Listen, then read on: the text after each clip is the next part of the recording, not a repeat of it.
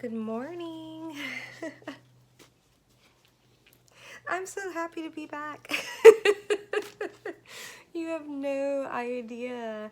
I just haven't wanted to like commit to anything like hardcore and then not be able to stick to it. And even now I'm still like maybe 3 to 4 times a week or what have you, but a lot of changes have happened since Sedona.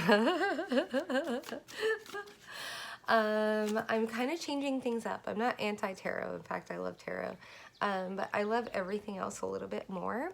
And so I really dove into my animals, my angel and ancestor decks, and just like my word, soul, vibration decks. Like, I don't know, just things that felt a little bit more or hit a little bit more close to home than tarot, which is just like super esoteric, which I love about it.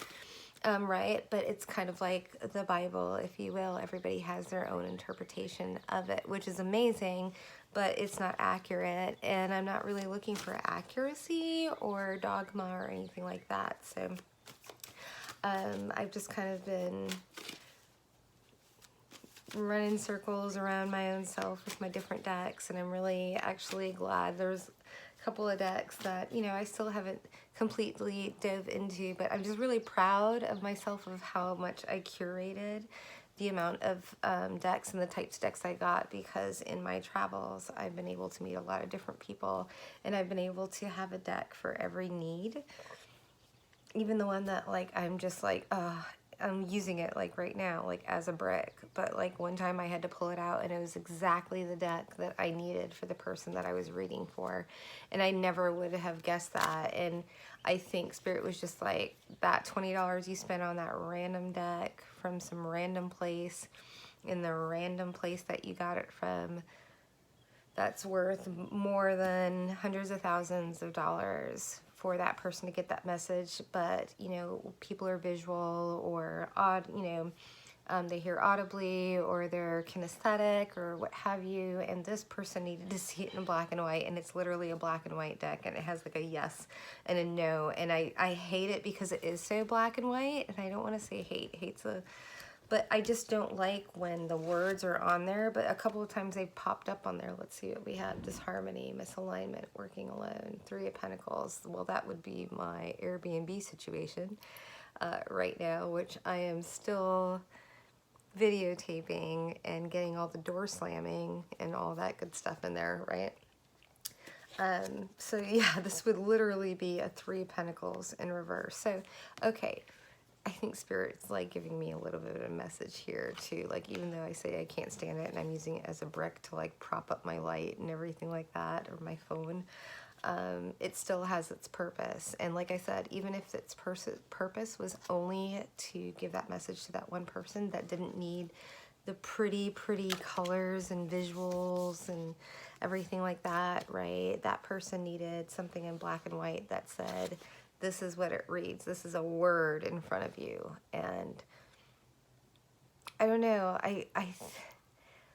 I took tarot reading as just something. It wasn't something that, it was never on my radar. In fact, it was something that I completely like avoided at all costs. I didn't want to be around anybody that was remotely spiritual or anything like that. And now that I'm doing it as a job, it's kind of crazy. But like, I take it pretty seriously. You know, there is a grain of salt.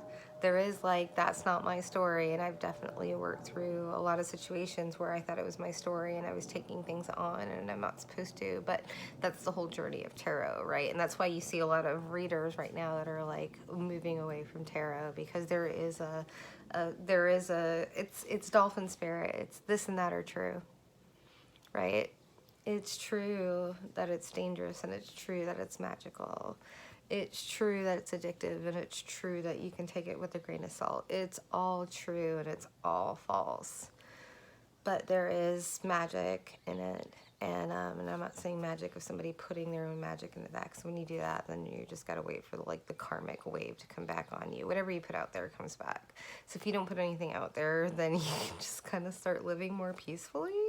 I've never been I know I look like I'm a goody two shoes. I didn't realize that my karma hit me in my ass as more quickly than most people. Like I'm like steal a dollar, fucking like get a dollar stolen from me, you know? And it's been like that since I was a child. I always found money, and like money like always like came to me and then always went away.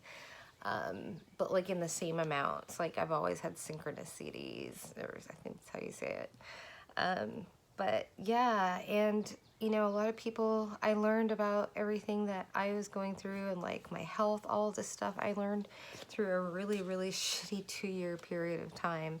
And there were very few people out there that were talking about like spiritual awakening and like what it meant to be psychic. Like I was never like interested in cards or voices or orbs or all this other stuff, and I just like learned little by little when I would pick something up and I'm like, that sounds familiar, or that's what I'm feeling. And you know, I had a couple of spiritual mamas that kind of led some breadcrumbs along the way, and I'm very grateful for them. But then I've also, you know, we have to realize that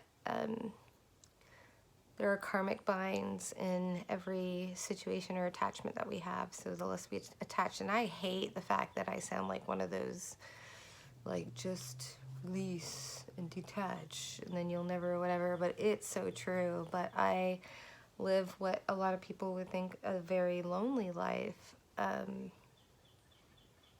I don't know what it would look like to have someone in it. I am so absorbed with myself in a good way, like creatively, but then I also realize I get around other people, and I was never in my soul space wanting to be intimidating, but apparently I am when I say, well, you know, I'm working on a podcast and I have 2 YouTube channels and I run 2 businesses and I'm working on like, I don't even tell people what else I'm working on. And then I have like 3 other projects that I'm working on because I'm trying to create like 10 revenue avenues of income. And, you know, like you have to juggle a lot. I juggle a lot in my mind. I just don't have the wherewithal. It's not that I don't have the wherewithal. I am looking for an equal, a partner, someone that inspires me and makes me want to jump to the next level. Not somebody that's going to hold me down and ask me like, well, what city are you in? And I was like, does it matter? I'm running 7 different projects right now, and you want to know exactly where my parking space is?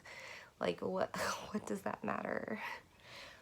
And it doesn't, but that's a security thing for people. So as soon as people try and peg me down, like exactly like where my location is or where I'm going to be somewhere or anything like that, I go ahead and just release.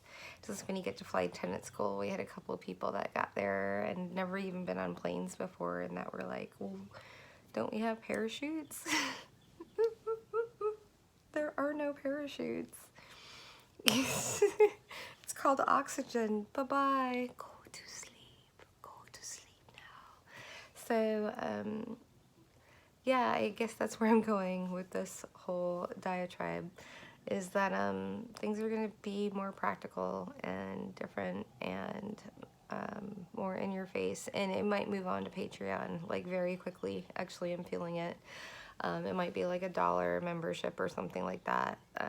But I am so aware of being on the social scene, even though I've been in and out and everything like that. Like, I need to go hardcore with the promoting of it, but I also want to like protect my intellectual content, you know, and that's kind of a big deal these days. So anyways, I'm so glad that I know I'm like feeling the curls again. I just had it all straightened out for like 2 weeks, and now I'm like, I just want the curls back.